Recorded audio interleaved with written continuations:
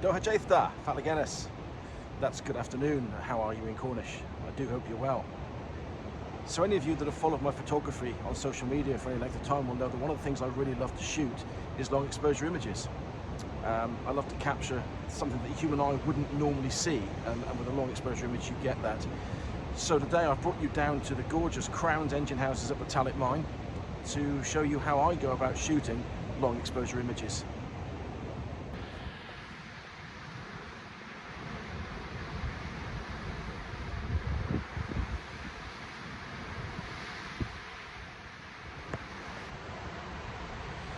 So I've set up my first composition.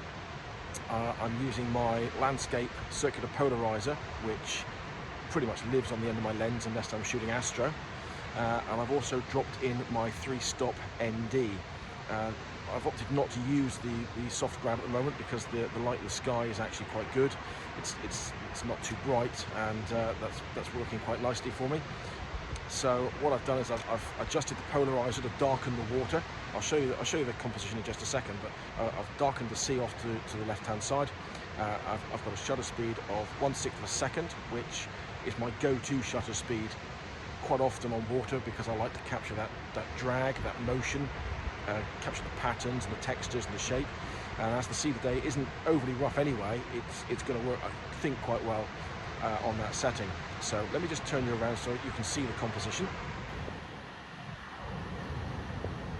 So there is the composition. It's not coming out terribly well on the back of the screen and actually looking through filming it and trying to show it to you, but it does look quite good. So I'm going to take that image when a suitable couple of waves comes in, and then I will pop that up on the screen for you.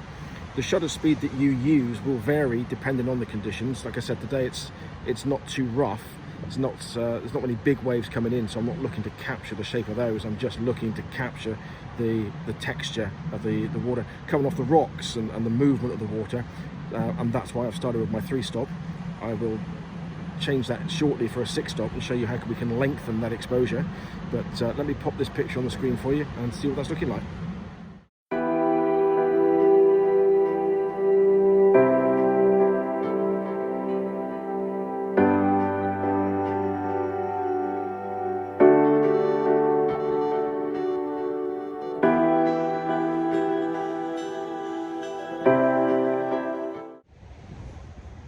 Okay, so I've taken out the 3-stop ND now and switched it over to a 6-stop ND. I've also changed the orientation of the image, so instead of shooting in landscape, I'm now shooting in portrait. So I've had to adjust the polarizer to compensate for the light again out on the sea, taking the glare off. Just when you are putting your filters into the holder, do be careful, do make sure that the seals are in the correct place.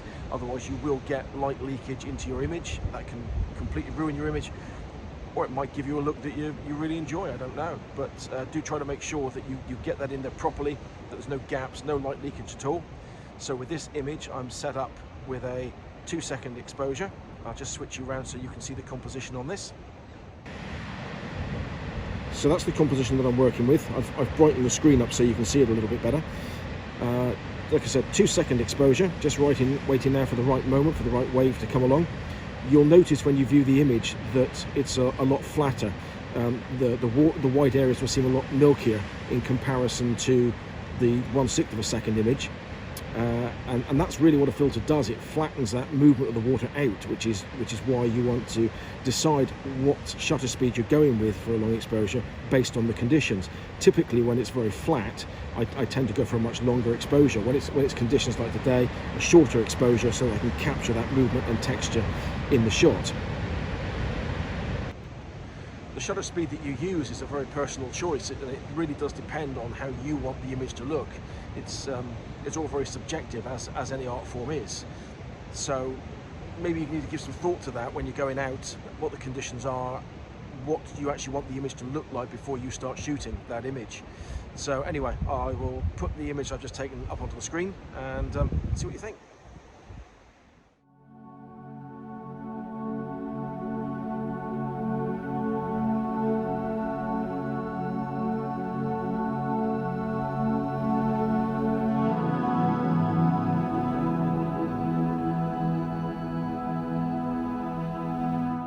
Okay, so we've changed the location slightly. We've come down the hill a little bit further to change the composition, the view of the Crown's engine houses over there, and it's 10-stop filter time. This is the NiSi 10-stop filter, and as you can see,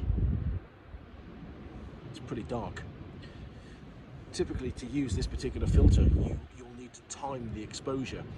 Now, as I've mentioned in my previous video, I use NiSi filters, and I'm not being paid to say that, unfortunately, although if anybody would like to, that's great. NiSi do an app, and I'm sure there are many other apps out there as well that you can use, where you can calculate the exposure length for the 10-stop filter based on the base settings on the camera. So normally to do that, the polarizer, as I said, lives on the lens already, and what I would normally do is I would put the 4-stop soft grad in if I was going to use that, and I would then calculate my base setting from there. Now, I'd love to be able to show you the app, but unfortunately the app is on my phone, and I'm using my phone to film this video. I didn't think that through very well, did I? But let me show you what I mean over by the camera. So I've dropped in the 10-stop ND, and I've had a quick look on the calculator app. So my base setting there with just the polarizer on was 1/6 of a second. That with a 10-stop filter in it tells me that I've got an exposure time of 2 minutes and 50 seconds.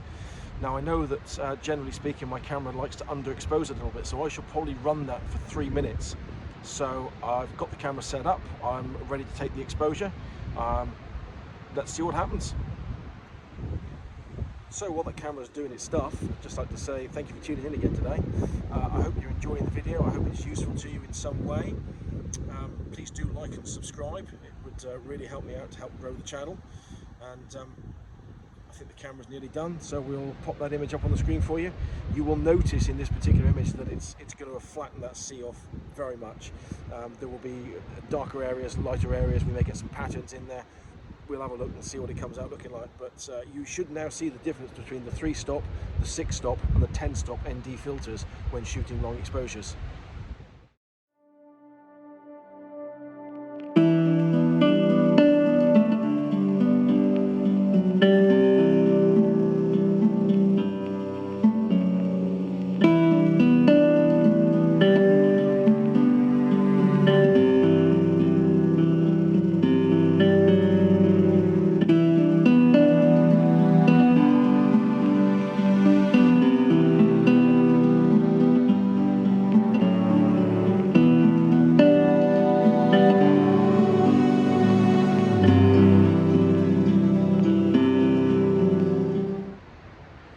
Absolutely love this place, although quite how Cornish miners and engineers were able to build these engine houses in these precarious positions, I have absolutely no idea.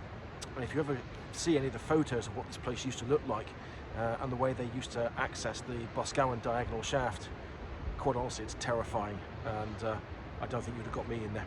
However, this section of the Cornish coast offers some amazing photography opportunities, and I'm sure that we're going to be out and about around this coast a lot more. I have some ideas for some other locations in this area that I'd like to shoot, but that's all for today. I hope you've got something out of this video. Again, please do like and subscribe, and I hope to see you again soon. Thank you very much.